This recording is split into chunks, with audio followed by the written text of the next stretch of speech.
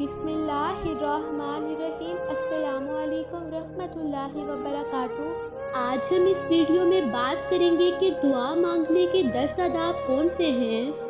Number 1, दुआ मांगने से पहले अल्लाह ताला की सना बयान करें और नबी पाक सल्लल्लाहु अलैहि वसल्लम पर दरूद शरीफ लाजमी पढ़ें।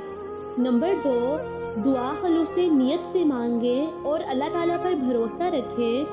नंबर 3, हमेशा याद रखें दुआ की कबूलियत की 3 सूरतें हो सकती हैं।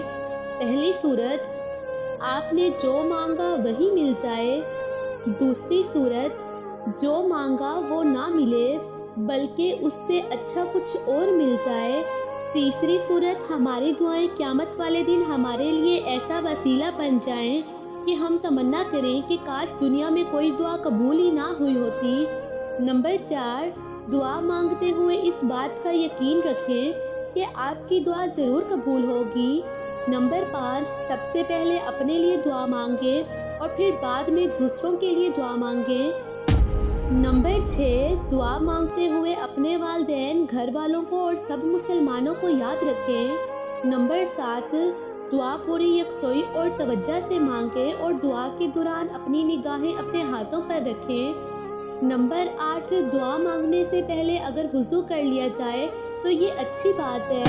नंबर 9, अपनी दुआओं में हर उस अच्छी चीज़ की ख्वाहिश करें जो आपको चाहिए और छोटी से छोटी चीज़ की तलब के लिए अल्लाह ताला से दुआ करें।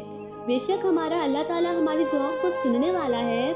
नंबर 10, दुआ मांगने के बाद जल्दबाजी का मुजाहिरा ना करें कि मैंने फ़लाँ दुआ मांगी थी लेकिन वो कबूल नहीं हुई। अल्लाह ताला पर भरोसा और यकीन रखें क्योंकि अल्लाह ताला हमारे हक़ में बेहतर फ़ैसला फरमाने वाला है, लेकिन हम इन चीज़ों से बाखबर नहीं होते। उम्मीद है आपको वीडियो अच्छी लगी होगी। लाइक करें, कमेंट करें, शेयर करें, सब्सक्राइब करें। शुक्रिया।